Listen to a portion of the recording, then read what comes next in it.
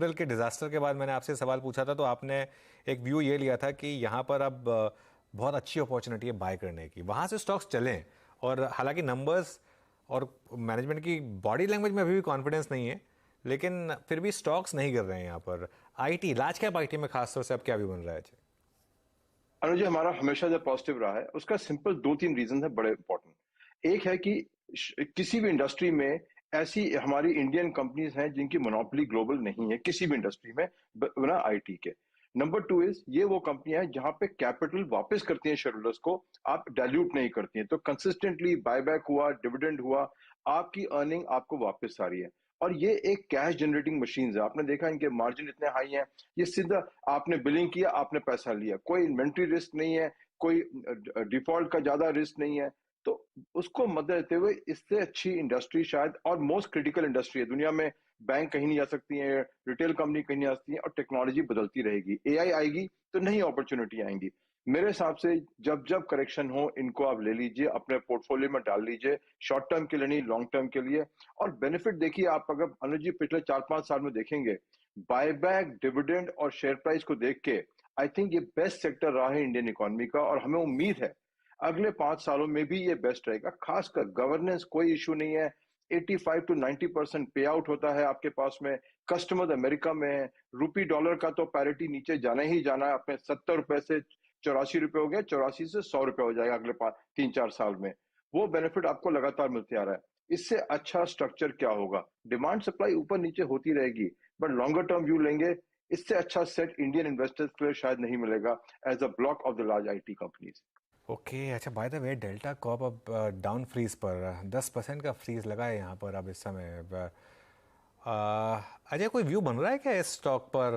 क्योंकि एक सर्वाइवल का एक क्लियर कट अब एक रिस्क आ गया, मतलब जितना मार्केट कैप या रेवेन्यू नहीं है उसके 5 या 6 गुना डिमांड, और ऑलमोस्ट हर हफ्ते नया डिमांड नोटिस आ रहा है।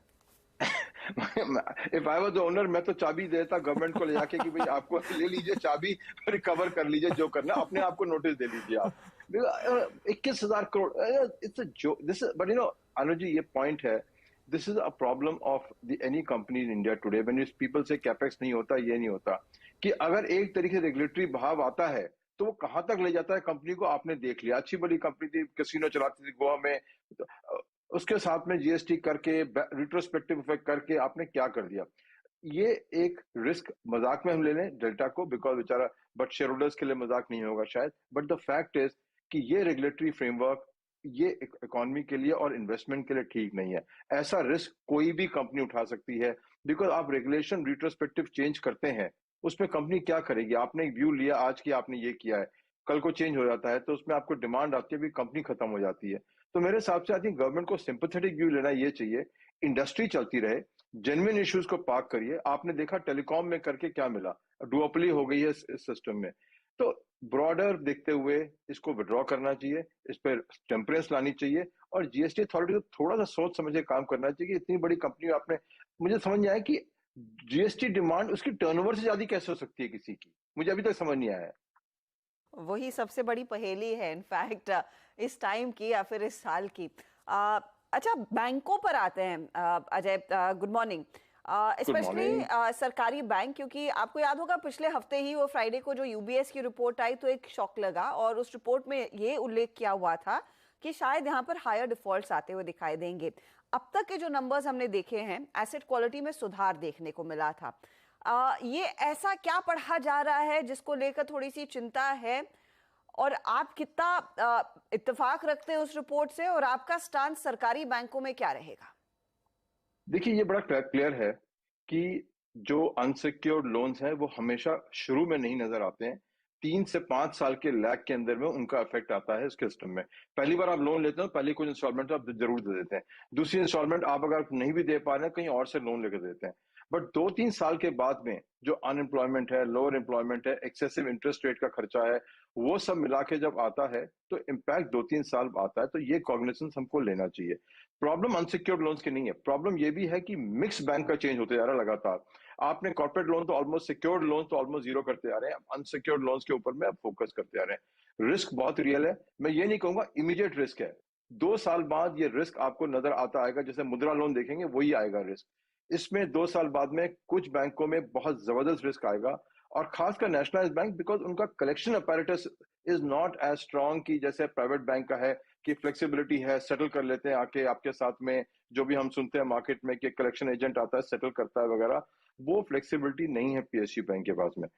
Having said that, I think जो वैल्यूएशन है पीएसयू बैंक की आज भी इतनी लो है कि आई थिंक ये शॉक एब्जॉर्ब कर लेंगी, और जो भी सरकार आएगी मेरे हिसाब से अब की बार प्राइवेटाइजेशन निश्चित है बैंकों का, क्योंकि अगर ये विंडो में नहीं किया तो वैल्यू खत्म हो जाएगी। तो उस हिसाब से मेरे हिसाब से अभी भी स्टेबल है, अभी भी 1-2 साल का विंडो है, और प्राइवेटाइजेशन आएगी, रिटर्न अच्छे आएंगे।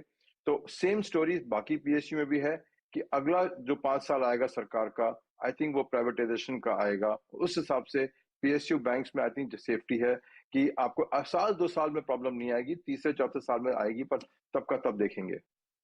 तो सेफ्टी डेफिनेटली है। अच्छा, क्योंकि हम पीएसयू बैंकों की बात करें, एक और पीएसयू पॉकेट पर मैं आपकी राय लेना चाहती हूँ। ये जीएमडीसी का stock, I am not sure आप इंडिविजुअली ट्रैक करते हैं या नहीं, लेकिन 6% के आज गेन्स हैं, और ये स्टॉक नियरली 30% प्लस के रिटर्न्स दिखा चुका है पिछले हफ्ते में। 12 महीनों में तो 206% का इजाफा। ये जो नई रॉयल्टी वाली पॉलिसी आई है कि लिथियम माइनिंग जब आप करेंगे उस पर अब कम रॉयल्टी देनी पड़ेगी, ये स्पेशली कमर्शियल माइनिंग के लिए, ये जीएमडीसी और बाकी पेयर्स के लिए कितना बड़ा गेम चेंजर रह सकती है? और स्टॉक्स में क्या अभी भी मौका है पोजीशन रखने का, या फिर हो गया खेल? देखिए, हमारी होल्डिंग है तो डिस्क्लोजर के लिए कहते हैं कि हमारी होल्डिंग है, तो इसलिए पॉजिटिव इंटेंट होगी तभी होल्डिंग है।